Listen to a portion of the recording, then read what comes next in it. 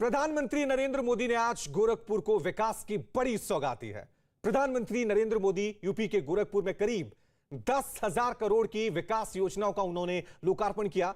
इनमें सबसे अहम है एक फर्टिलाइजर प्लांट जिसमें खाद का उत्पादन होगा। दावा किया जा रहा है कि यह प्लांट खाद का उत्पादन करने वाला देश का सबसे बड़ा प्लांट होगा। इसके अलावा पीएम ने 300 बेड और 16 ऑपरेशन थिएटर वाले एम्स अस्पताल का उद्घाटन भी किया। आधुनिक उपकरणों और सुविधाओं वाला यह अस्पताल पूरे पूर्वांचल के लिए अहम साबित होगा। साथ ही पीएम ने बीआरडी मेडिकल कॉलेज में बनकर तैयार हुए रीजनल मेडिकल रिसर्च सेंटर का लोकार्पण भी किया। आपको बता दें, पीएम मोदी ने पूर्वांचल की धरती पर विकास के योजनाओं की परियोजनाओं की झड़ी आज लगा दी है। एक तरफ एम्स का उद्घाटन हुआ, दूसरी तरफ फर्टिलाइजर प्लांट खाद कारखाने का लोकार्पण किया गया और तीसरी तस्वीर में आप देख सकते हैं किस तरह से मेडिकल रिसर्च सेंटर भी पूर्वांचल के लोगों के लिए आज अर्पित कर दिया गया।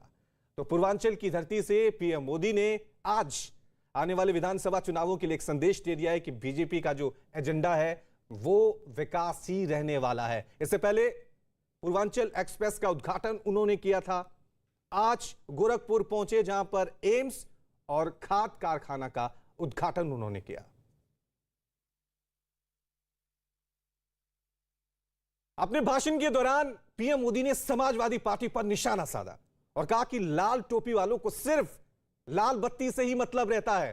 पीएम ने कहा कि लाल टोपी वाले यूपी के लिए रेड अलर्ट हैं। लाल टोपी वालों ने सिर्फ परिवार का ही विकास किया है। सरकार बनानी है आतंकवादियों पर मेहरबानी दिखाने के लिए, आतंकियों को जेल से छुड़ाने के लिए। और इसलिए याद रखिए, लाल टोपी वाले यूपी के लिए रेड अलर्ट है, रेड अलर्ट यानी खतरे की घंटी है। साथियों, यूपी का गन्ना किसान नहीं भूल सकता है कि योगी जी के पहले की जो सरकार थी उसने कैसे गन्ना किसानों को पैसे के भुगतान में रुला दिया था। किस्तों में जो पैसा मिलता था उसमें भी महीनों का अंतर होता था। उत्तर प्रदेश में चीनी मिलों को लेकर कैसे कैसे खेल होते थे, क्या क्या घोटाले किए जाते थे, इससे पूर्वांचल और पूरे यूपी के लोग अच्छी तरह परिचित है। पीएम मोदी ने पिछली सरकारों पर जोरदार हमला किया। पीएम मोदी ने कहा कि पहले की सरकारों ने लोगों के लिए कुछ नहीं किया और गरीबों की सुध नहीं ली। पीएम ने कहा कि पिछली सरकारों ने लोगों की मुसीबतें विरासत में उनको दी हैं। आज आपसे बात करते हुए मुझे पहले की सरकारों का दोहरा रवैया, जनता से उनकी बेरुखी भी बार बार याद आ रही है। मैं इसका जिक्र भी आपसे जरूर करना चाहता हूं। सब जानते थे कि गोरखपुर का फर्टिलाइजर प्लांट इस पूरे क्षेत्र के किसानों के लिए, यहां रोजगार के लिए कितना जरूरी था। लेकिन पहले की सरकारों ने इसे शुरू करवाने में कोई दिलचस्पी नहीं दिखाई। सब जानते थे कि गोरखपुर में एम्स की मांग बरसों से हो रही थी, लेकिन 2017 से पहले जो सरकार चला रहे थे उन्होंने एम्स के लिए जमीन देने में हर तरह के बहाने बताए। मुझे याद है जब बात आर्या पार की हो गई तब बहुत बेमन से, बहुत मजबूरी में पहले की सरकार द्वारा गोरखपुर एम्स के लिए जमीन आवंटित की गई थी। साथियों, आज का ये कार्यक्रम उन लोगों को भी करारा जवाब दे रहा है जिन्हें टाइमिंग पर सवाल उठाने का बहुत शौक है।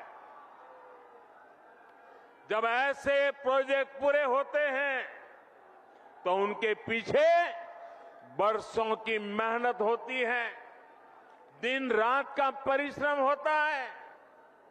ये लोग कभी इस बात को नहीं समझेंगे कि कोरोना के इस संकट काल में भी डबल इंजन की सरकार विकास में जुटी रही, उसने काम रुकने नहीं दिया।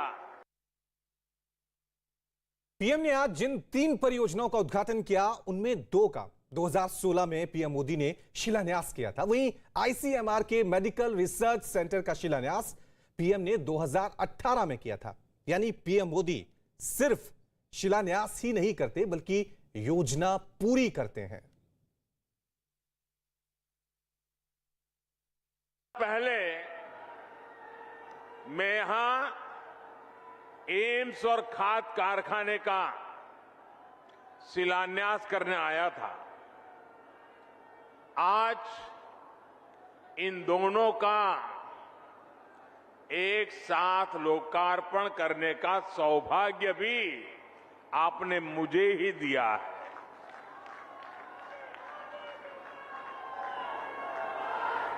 आईसीएमआर के रीजनल मेडिकल रिसर्च सेंटर को भी आज अपनी नई बिल्डिंग मिली है। मैं यूपी के लोगों को बहुत बहुत बधाई देता हूं। साथियों, गोरखपुर में फर्टिलाइजर प्लांट का शुरू होना, गोरखपुर में एम्स का शुरू होना अनेक संदेश दे रहा है। जब डबल इंजन की सरकार होती है तो डबल तेजी से काम भी होता है। जब नेक नियत से काम होता है तो आपदाएं भी अवरोध नहीं बन पाती। जब गरीब, शोषित, वंचित की चिंता करने वाली सरकार होती है तो वो परिश्रम भी करती है, परिणाम भी ला करके दिखाती है। वहीं पीएम मोदी से पहले मुख्यमंत्री योगी आदित्यनाथ ने भी पिछली सरकारों पर हमला किया।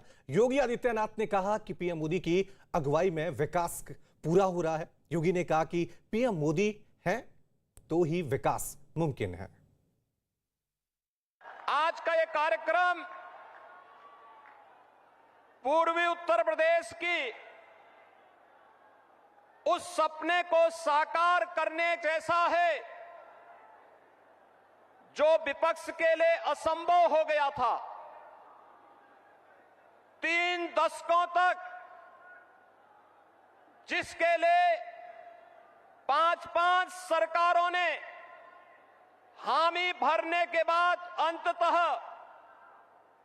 इसे असंभव बनाया था, उसे नामुमकिन बनाया था, लेकिन उसे संभव बनाने और उसे अपने नाम के अनुरूप मोदी है तो मुमकिन है यह बनाने का जो एक कार्य आज साकार रूप से पूर्वी उत्तर प्रदेश और देश देख रहा है, मैं इसके लिए पूर्वी उत्तर प्रदेश और उत्तर प्रदेश की जनता की ओर से आदरणीय प्रधानमंत्री जी का हृदय से स्वागत और अभिनंदन करता हूं। नारी शक्ति को सशक्त करने में जुटे प्रधानमंत्री मोदी को देखने और सुनने के लिए बड़ी संख्या में महिलाएं गोरखपुर पहुंची। गोरखपुर में पीएम मोदी की रैली में शामिल होने में महिलाएं पुरुषों से किसी तरह से कम नजर नहीं आई। पीएम मोदी की रैली में नारी शक्ति का जोश भी देखते ही बना। यूपी के कोने कोने से आई महिलाओं में कई बच्चियां भी शामिल थी जो प्रधानमंत्री मोदी को सुनने के लिए गोरखपुर में रैली स्थल पर मौजूद थी। तो तस्वीरों में आप देख सकते हैं कि किस तरह से प्रधानमंत्री मोदी की जनसभा में महिला शक्ति भी नजर आई। यूपी के अलग अलग कोनों से महिलाएं पीएम मोदी को सुनने के लिए गोरखपुर पहुंची हुई थी। पीएम मोदी का यह मिशन भी है कि देश की महिलाओं को सशक्त करना।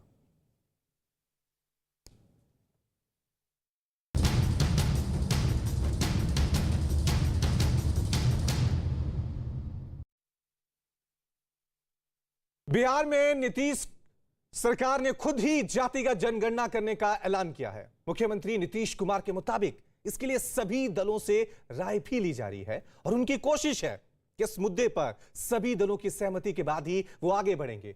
नीतीश कुमार ने यह भी बताया कि जाति आधारित जनगणना कैसे होगी, इसकी पूरी तैयारी सरकार करवा रही है। बिहार सरकार के मुताबिक जातिगत जनगणना से कोई छूट नहीं जाए, इस बात की पूरी तैयारी के साथ ही जनगणना कराई जाएगी। इसके बारे में कैसे करना है, किस प्रकार से करेंगे, किस माध्यम से करेंगे, सब पर हम पूरी तैयारी करवा रहे हैं। लेकिन जब तक सबकी राय हो जाएगी और जो कुछ भी हो रहा है उसको बताएंगे और उसका उसको फाइनल करेंगे, तो ऑल पार्टी की एक राय होगी, उसी के आधार पर सरकार जेडीयू नेता नीरज कुमार ने इस बात का दावा किया कि सीएम नीतीश कुमार हमेशा से जातीय जनगणना के पक्ष में रहे हैं और अब दूसरे दलों से इस पर चर्चा करने के बाद सहमति ली जाएगी। माननीय मुख्यमंत्री जी ने यह स्पष्ट किया कि हम जातिगत जनगणना कराएंगे। विधानसभा से 2 बार प्रस्ताव भी पारित हुआ है, केंद्र सरकार से अनुरोध भी किया गया है। तत्संबंधी हम लोगों ने निर्णय लिया है कि राज्य सरकार अपने खर्चे से जातिगत जनगणना कराएगी और यह महत्वपूर्ण फलक इसलिए है कि सर्वदलीय सहमति है इस पर। तो उसकी प्रक्रिया क्या होगी, ये प्रक्रिया और मोड का भी जो भी होगा उस संबंध में तमाम राजनीतिक दलों से सहमति लेकर आगे की कार्रवाई सुनिश्चित की जाएगी। वहीं बिहार बीजेपी अध्यक्ष संजय जायसवाल ने नीतीश के फैसले पर कहा कि राज्य सरकार अपना फैसला लेने के लिए स्वतंत्र है और केंद्र सरकार का फैसला अपनी जगह सही है।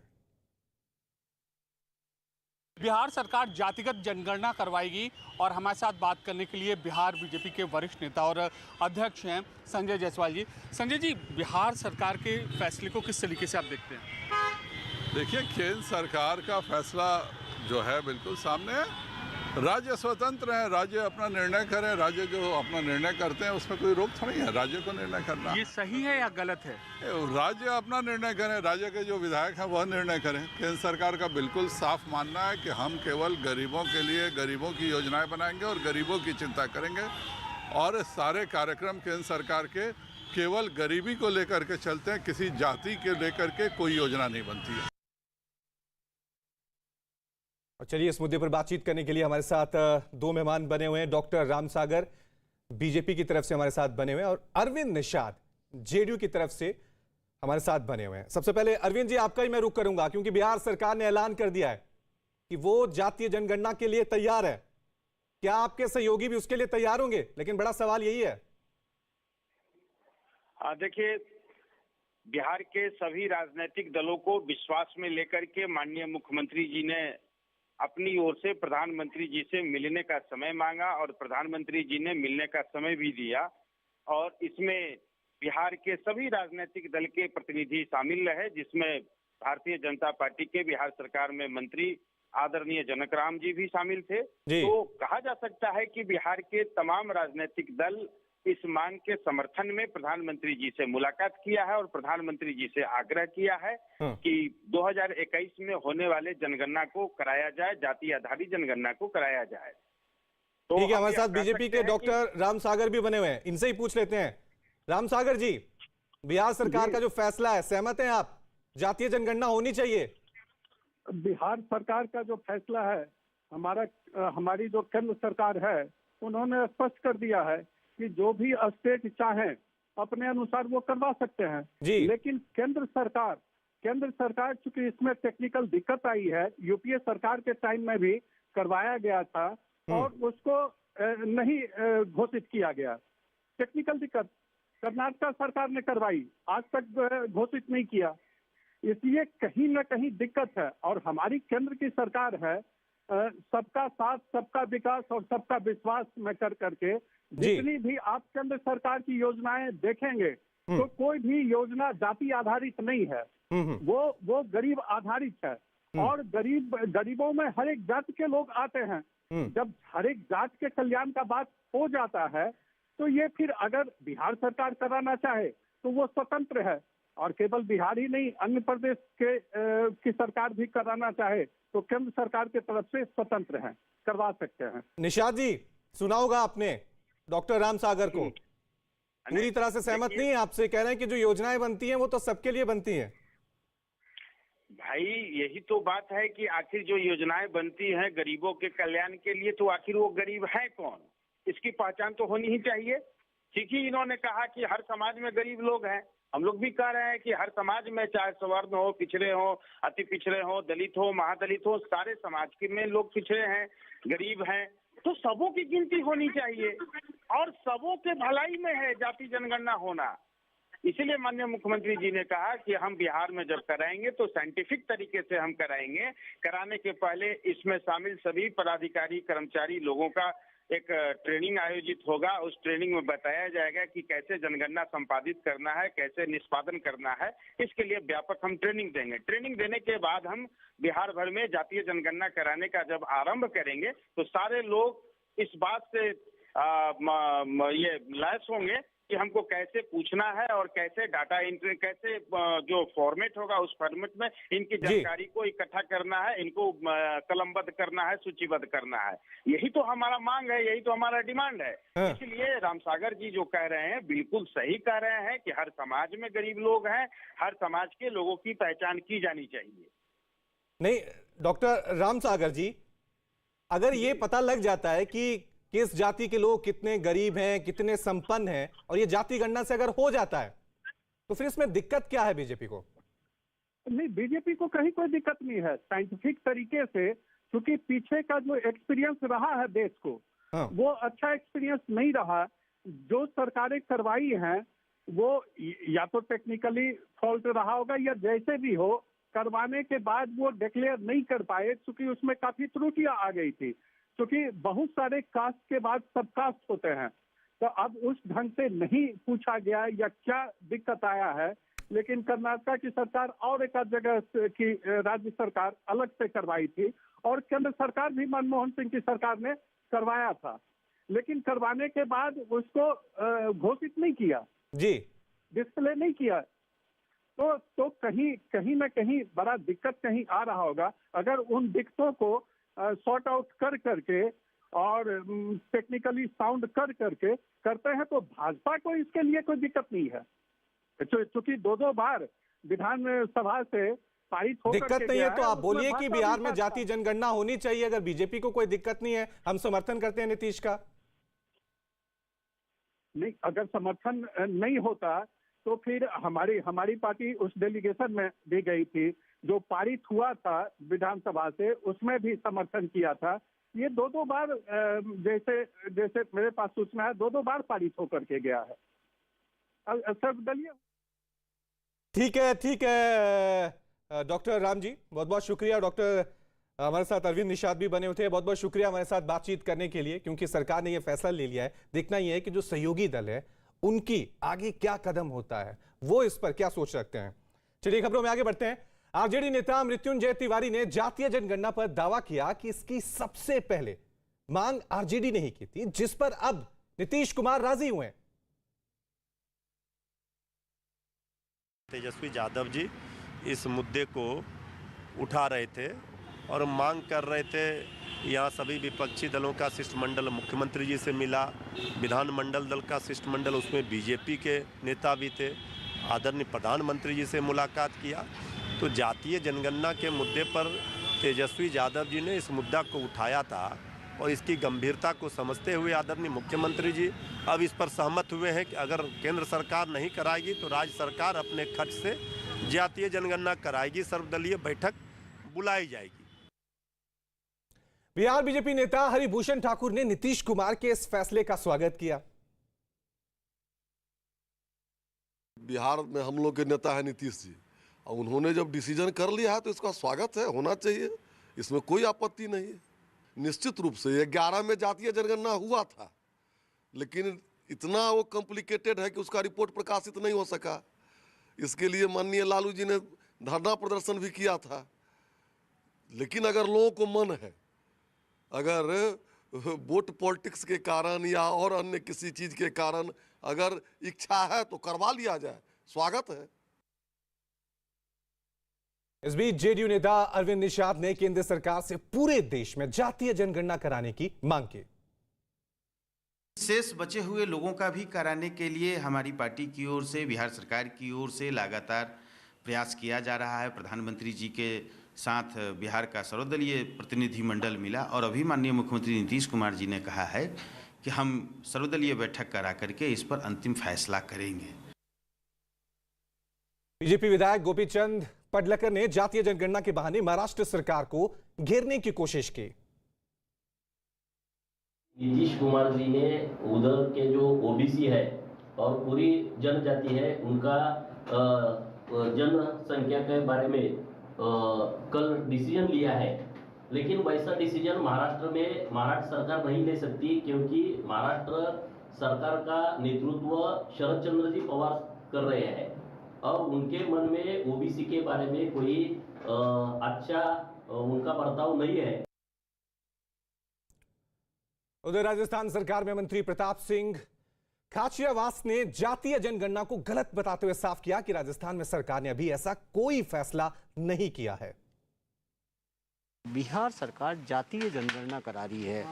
एक तो क्या मानते हैं, क्या जातीय जनगणना जरूरी है और क्या राजस्थान में भी आप विचार रखते हैं सर? नहीं, अभी राजस्थान में जातीय जनगणना को लेकर कोई विचार नहीं हुआ कैबिनेट में, ना मुख्यमंत्री के स्तर पर, ऑल इंडिया कांग्रेस कमेटी के स्तर पर भी मेरी नॉलेज में नहीं है। जातीय जनगणना होनी चाहिए नहीं होनी चाहिए, ये पार्टी का नेतृत्व जो भी तय करेगा वो सब हम मानेंगे। लेकिन मेरा व्यक्तिगत विचार है कि जातीय जनगणना नहीं होनी चाहिए, मेरा खुद का पर्सनल। क्योंकि आप जातीय जनगणना, एक तरफ तो हम ये कहते हैं वसुधैव कुटुंबकम की बात करते हैं, पूरा देश एक है, तिरंगा हमारा धर्म है, हम सब और सबको अधिकार दिया हुआ है। हर जाति वर्ग को समानता का अधिकार देने के लिए कांग्रेस पार्टी ने इस देश में रिजर्वेशन हुआ। अब तो ओबीसी का रिजर्वेशन है, इकोनॉमी वीकर सेक्शन का भी रिजर्वेशन हो गया, ईडब्ल्यूएस का भी, एसटी एससी का रिजर्वेशन पहले से है। तो जहां जिसको हक देना चाहिए वो दे रहे हैं।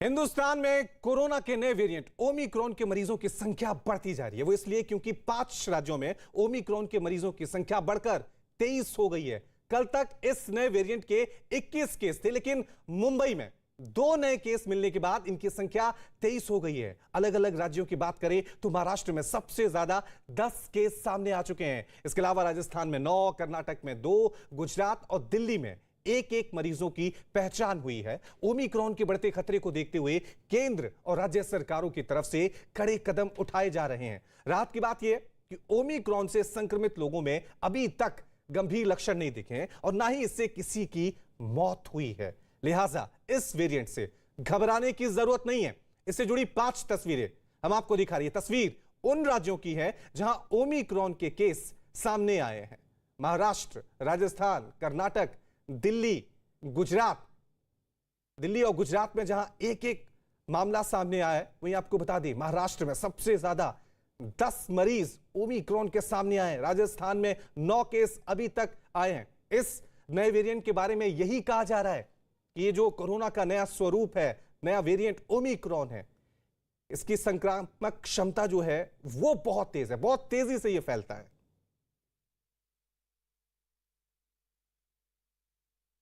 ओमिक्रॉन को फैलने से रोकने के लिए हर मुमकिन कदम उठाए जा रहे हैं। लोगों से कोरोना नियमों का पालन करने की अपील की जा रही है। मेदांता अस्पताल के सीएमडी डॉक्टर नरेश त्रेहन ने बताया कि ओमिक्रॉन के मरीज में अभी तक कोई गंभीर लक्षण नहीं दिखे हैं और इससे घबराने की जरूरत नहीं है। उन्होंने यह भी कहा कि जिन लोगों ने वैक्सीन की दोनों डोज लगवा ली है, उन्हें डरने की जरूरत नहीं है। जिन लोगों को ये इन्फेक्शन होगा इस वेरिएंट की वजह से, उसमें सिम्टम्स आज तक माइल्ड मिले हैं। कोई ज्यादा बुखार नहीं, कोई ज्यादा तकलीफ नहीं मिली है और सांस में भी ज्यादा तकलीफ नहीं हो रही। तो आप देखेंगे कि इसमें हॉस्पिटल में आने की मतलब एडमिशन की जरूरत बहुत कम पड़ रही है और लोगों को हम ट्रीट कर रहे हैं, घर पे ही ट्रीट कर रहे हैं अभी। आज तक ये जरूर है कि इनके सिम्टम्स जो हैं वो माइल्ड है और हॉस्पिटलाइजेशन की जरूरत नहीं पड़ी है अभी तक। जो डेल्टा वायरस आया था उसमें एक शख्स को होता था तो उससे 6 से 7 लोगों को होता था, इससे 12 से 18 लोगों को हो रहा है। तो इसीलिए ये फैलेगा जल्दी। हमें इमीडिएटली अपने आप को मास्किंग रखनी है, जो भीड़ वाली जगह है उससे बाहर रहना है। अगर जो आपको जाना भी पड़ता है तो डबल मास्क लगा के जाएं जब भी घर से निकलेंगे, जैसे हमने पहले और सेकंड वेव में किया था कि अपने आप को प्रोटेक्ट किया था, वो करना बहुत जरूरी है। ये सारी दुनिया में देखा गया है कि जिनको वैक्सीन नहीं लगी है और ये इन्फेक्शन हुई है इस वेरिएंट से, उनको बहुत ज्यादा तकलीफ हो रही है। जिनको दोनों डोज लगे हुए हैं उनको प्रोटेक्शन बहुत अच्छी इसलिए है कि हो तो जाती है इन्फेक्शन, पर वो बहुत माइल्ड होती है। तो उसके अंदर बहुत अंतर पाया गया है कि जिनको नहीं लगा वैक्सीन और जिनको लगा है। तो इसीलिए जिन्होंने नहीं लगवाई, आप जल्दी से जल्दी अपनी वैक्सीन लगवाएं और अपने 2 डोज क्लियर कराएं, क्योंकि आपको फिर प्रोटेक्शन मिलेगा। ओमिक्रॉन के बढ़ते खतरे के बीच फोर्टिज अस्पताल के चेयरमैन डॉक्टर अशोक सेठ ने कहा कि लोगों को ओमिक्रॉन से डरने की बिल्कुल भी जरूरत नहीं है। डॉक्टर अशोक सेठ ने लोगों से कोरोना वैक्सीन लगवाने की अपील की। इतना ही नहीं, उन्होंने लोगों से कोरोना नियमों के पालन के जरिए इससे बचाव की भी अपील की। हमें कॉशियस रहना है। ये डरने की बात नहीं है, ये पैनिक की बात नहीं है, बट प्रोएक्टिवनेस की जरूर बात है। इसलिए कि इस वायरस पे इतने ज्यादा चेंजेस आई हैं कि ये क्लियरली इन्फेक्टिव ज्यादा है। जो हम कहते थे डेल्टा वायरस से, तो डेल्टा वायरस का तो हमने प्रकोप देखा ही है, सबने उसको भुगता है अप्रैल मई के महीने में, और ये उससे 2 से 3 गुना एटलीस्ट ज्यादा इन्फेक्टिव है और ज्यादा लोगों को इन्फेक्ट करता है। और हमारे हाथ में अभी भी 2 यंत्र हैं जो इस वायरस की गंभीरता को कम कर सकते हैं, और वो है एक तो कि वैक्सीनेशन लगवाना, और ये भी देखा गया है कि डबल वैक्सीन डोज जिसकी लग जाए उनको ज्यादातर बड़ा माइल्ड इन्फेक्शन होता है, उनको जानलेवा इन्फेक्शन, सीरियस इन्फेक्शन, वेंटिलेटर पे जाना या मौत का खतरा नहीं होता है। तो ये हमारे हाथ में है। और जिसने भी वैक्सीनेशन नहीं लगाया, मैं अभी भी कहूंगा कि सेकेंड डोज जल्दी लगाइए, जिसने सेकेंड डोज नहीं लगाई है, और जिन्होंने हेजिटेंसी की वजह से लगाया नहीं है, उनको जल्द से जल्द अपनी वैक्सीनेशन को कंप्लीट करना ही है। हमें एटलीस्ट कपड़े के मास्क जो यूज कर रहे हैं उसके साथ हमें एक सर्जिकल मास्क जो 1 रुपए का ही आता है उसको यूज करें, सो दैट हमारी इन्फेक्शन रेट कम हो जाए। प्रैक्टिकली बहुत कम लोगों को इससे 95% हमारी बचत हो सकती है। तो सही तरीके से मास्क पहने, डिस्टेंसिंग रखें, अभी भी समझें कि ये वायरस हमारे चारों तरफ है और हमें गंभीरता से इन्फेक्ट कर सकता है। पैनिक नहीं है, प्रिकॉशंस लेनी है, कॉशन है, कोई कैलस नहीं होना। गुजरात में राजकोट एम्स के निदेशक ने कहा है कि ओमिक्रॉन से डरने की जरूरत नहीं है। राजकोट एम्स के निदेशक डॉक्टर CDS कटोच ने कहा कि ओमिक्रॉन डेल्टा की तरह घातक नहीं है। उन्होंने लोगों से कोरोना के नियमों के पालन करने की अपील की।